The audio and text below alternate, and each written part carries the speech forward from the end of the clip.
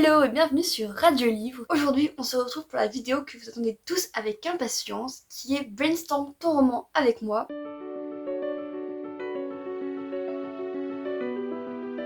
Pour rappel, c'est une série de vidéos qui vous permet de brainstormer votre roman avec moi. Donc moi je brainstorm sur ma saga fantastique Il osait et le monde perdu. Il y a en général une vidéo par mois sur ce concept, même si mars et avril ont été un peu vides parce que c'était des mois hyper chargés à la fac. Si vous avez suivi les vidéos précédentes, vous savez que je m'aide un petit peu du livre Anatomie du scénario de John Truby, qui est une pépite pour les écrivains. Vraiment, que vous soyez architecte ou jardinier, je pense que c'est un outil à avoir, à lire en tout cas. Après, évidemment, j'apporte aussi mes petits conseils à moi, parce que le but c'est quand même de vous montrer qu'il n'y a pas une seule méthode, de vous montrer que il y a ça, il y a ça, il y a ça. Peut-être que dans ce que je fais, il y a des trucs qui vont vous parler, qui vont vous plaire, des trucs aussi qui manquent au livre, des trucs que vous verrez ailleurs sur d'autres chaînes, sur d'autres comptes Instagram. J'avais déjà vu une vidéo créer ces personnages, mais c'était plus des conseils d'écriture, alors que là ça va vraiment être une méthode pour voir comment je fais de A à Z. Donc normalement à la fin on aura un personnage complet. Je vais juste faire un personnage parce que vous verrez que sinon ça va prendre des heures et des heures. Évidemment c'est un peu de la triche parce que je connais Il osait depuis que j'ai 10 ans. Du coup ça va faire 11 ans que je connais Il osait, que je travaille dessus. Et donc il y a des personnages que je connais énormément comme Il osait, Capucine, Martin. Athaïs il est arrivé tard quand même. Athaïs et Valou sont arrivés... Ah non, Valou il l'a depuis le début, mais Athaïs est arrivé tard. Ce sont à peu près les 5 personnages principaux. Après il y en a d'autres qui sont arrivés... Il y en a qui sont là depuis le début, comme Il osait, Capucine, Martin. Même si Capucine a beaucoup changé. Et Sly aussi est là depuis longtemps. Mais après il y en a plein d'autres qui sont arrivés comme ça, qui ont popé, ou d'autres qui ont vraiment changé énormément. Et c'est pour ça qu'il faut que je fasse un tri dans ma tête pour voir ce qui était avant, ce qui n'est plus valable, et ce que je veux maintenant pour voir ce qui est valable. On va passer directement à la première étape. La première étape, c'est de faire la liste des personnages. Pour la liste des personnages, vous pouvez prendre une feuille, genre une feuille comme ça, papier, crayon, ou un tableau Excel, comme moi je vais faire, parce que comme ça vous pourrez le voir en même temps que je le remplis. Pour vous rappeler, il me semble que c'était la deuxième ou troisième vidéo, on avait fait la liste des intrigues et j'avais retenu 3 intrigues principales sur toute la saga. Du coup, je vais les écrire en colonne. Vous verrez après pourquoi. Alors, en haut, je vais écrire personnage. Hop là, on va mettre c'est Il osait chercher sa place dans le monde, je crois. Et la troisième intrigue, c'est l'intrigue du méchant. Donc maintenant, je vais juste faire la liste des personnages. On va commencer par les 5 personnages principaux que je vous ai cités déjà. Au niveau de l'école, il y a aussi Finn, qui est ses camarades de classe. On va continuer sur la lancée des élèves. Il y en a beaucoup. Il y a Paul Bahut, il y a... Ah bah si, il y a Esli, Fox, il y a Lana. On va faire les adultes maintenant. Du coup, il y a Romée, qui est la grand-mère d'Il osait. Il y a Aline. Il y a aussi Antoine, qui est le père de Martin.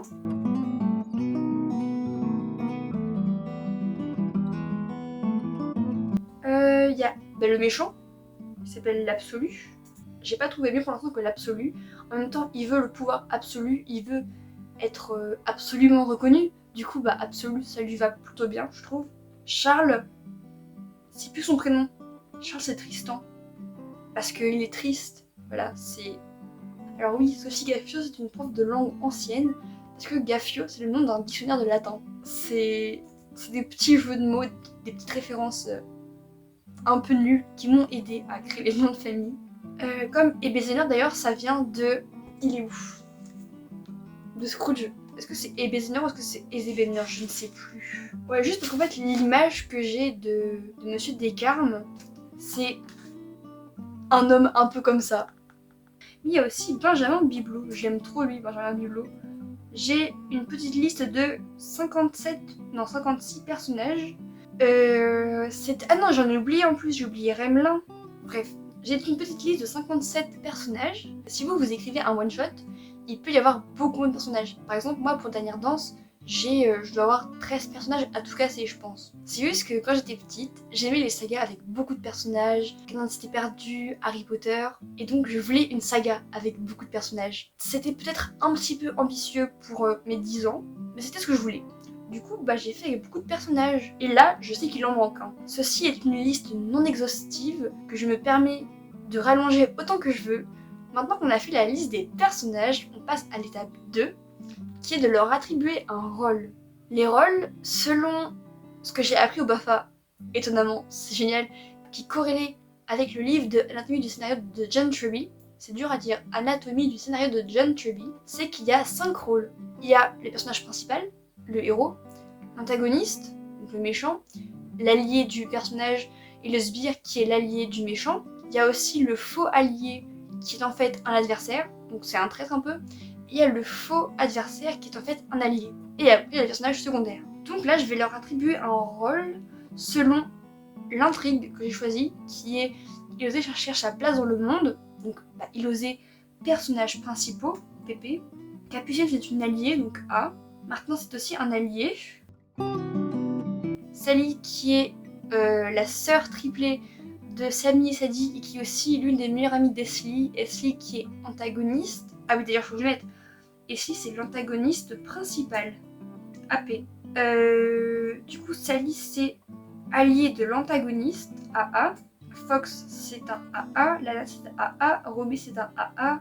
Aline c'est une... je sais pas, c'est dur. Ah, je peux pas vous le dire en fait. Je mets des choses, mais c'est peut-être pas ça, d'accord? C'est juste pour pas vous faire spoiler des choses.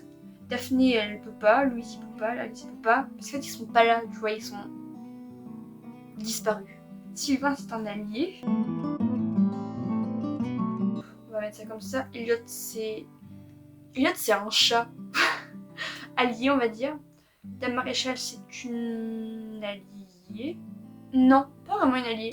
Ah bah c'est comme Romé d'ailleurs. Romé c'est une fausse adversaire / alliée. Parce qu'en fait au début, ils empêchaient Ilosé d'aller dans le monde de Drup. Ils lui faisaient croire que c'était pas vrai, que c'était pas possible, qu'elle était folle. Et au final, Ilosé va quand même dans le monde de Drup. Du coup, il faut l'aider. Et là, Romé et Madame Maréchal sont bon d'accord, on va l'aider. Donc maintenant on a fait la liste des personnages, on leur a attribué un rôle. Maintenant on va choisir un personnage sur lequel brainstormer. Donc moi j'ai choisi de brainstormer sur Romé Tourmont, qui est la grand-mère d'Ilosé, parce que c'est un personnage assez mystérieux. Et j'ai pas l'impression de la connaître bien. Pour commencer le brainstorming, je vais ouvrir moi une page Word pour que vous puissiez voir, mais vous pouvez toujours prendre une feuille pour écrire. En vrai, tout ce qui est brainstorming, je préfère le faire à la main. D'habitude, quand on écrit à la main, on a le temps de réfléchir, de poser nos idées, de voir le pour et le contre, et il y a plein d'idées qui viennent. Du coup, là je vais le faire à l'ordinateur rien que pour vous. Romé Tourmont. Pour commencer le brainstorming, je veux une idée globale de mon personnage, avoir quelque chose de visuel qui puisse m'aider à le comprendre. Pour ça, on va commencer par déterminer les 5 caractéristiques du personnage. Quand je pense à Romé Tourmont, quelles sont les 5 premières choses qui me viennent en tête? Il y a son bureau. Son bureau un petit peu en bois verni. Elle a un chignon hyper serré. Elle est très stricte. Même, vous savez, sa tenue, tout est très serré. Elle est très étriquée. On va mettre qu'elle est très étriquée. Elle vit dans un manoir. Ou une maison de ville, je sais plus. Elle est directrice de l'école d'Eclarium. Elle a un chat noir. Elliot. Maintenant, je vais aller sur Pinterest pour trouver des images pour faire un mood board. Donc je vais aller voir, donc je vais créer déjà un tableau pour Romé. Maintenant je vais aller voir dans les anciens tableaux s'il n'y a pas des choses que je pourrais reprendre pour Romé.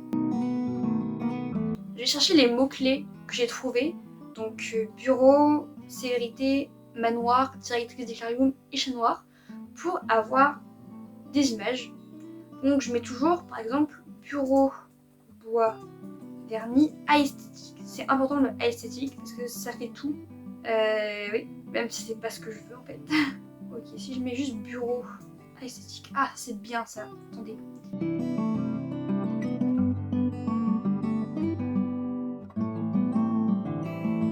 Ah, attendez. Celle-là, elle est bien, celle-là. Esthétique. Cette image-là, j'aime beaucoup trop. C'est un peu l'image que j'ai d'Eclarium en plus. Ok, on a assez d'images, je pense. Maintenant, on va aller sur Canva. En fait, j'ai pris un modèle de base de moodboard. Donc ça, c'est Ilosé, Valou, Capucine, Martin. Et celle d'après, j'aime beaucoup trop. Athaïs, c'est plein de verts, j'adore. Ça c'est pareil avec d'autres images, Capucine, Valou, Martin, Ilosé et Athaïs. J'aime trop Athaïs. Bref. Du coup maintenant on va prendre les deux modèles pour faire Romée.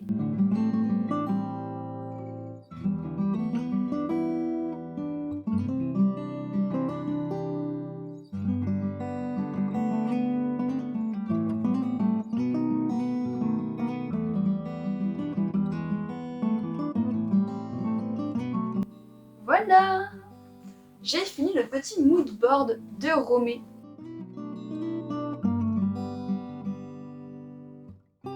Maintenant j'ai fait le mood board, qui m'a quand même pris 20 minutes à faire. On va faire ce qu'on appelle l'outline des personnages. Donc là je vais reprendre mon Word et je vais écrire tout ce qui me vient en tête quand je parle de Romée. Ça peut être les événements, ça peut être son background, ça peut être ce qui se passe dans l'histoire, ça peut être une description physique, une discussion qu'elle a avec Ilosé, avec quelqu'un d'autre.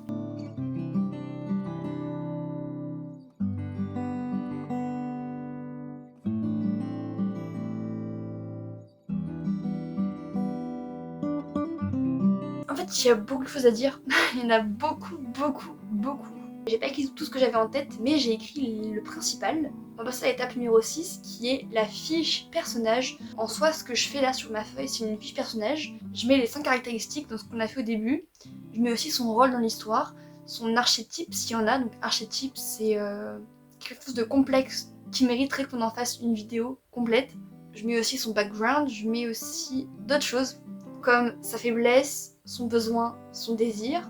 Je mets aussi la transformation du personnage, son statut, son métier, ses relations, surtout celles qui sont en opposition. J'écris aussi les problèmes auxquels elle fait face et sa façon de faire face aux problèmes. Et il y a une chose que j'aime beaucoup mettre, c'est aussi la pire chose qui puisse lui arriver et la meilleure chose qui puisse lui arriver. La pire chose qui puisse lui arriver, je pense être confrontée à la personne qu'elle aime le plus au monde et devoir se battre contre lui. C'est dramatique, c'est terrible. Et la meilleure chose, je pense que c'est gagner la bataille.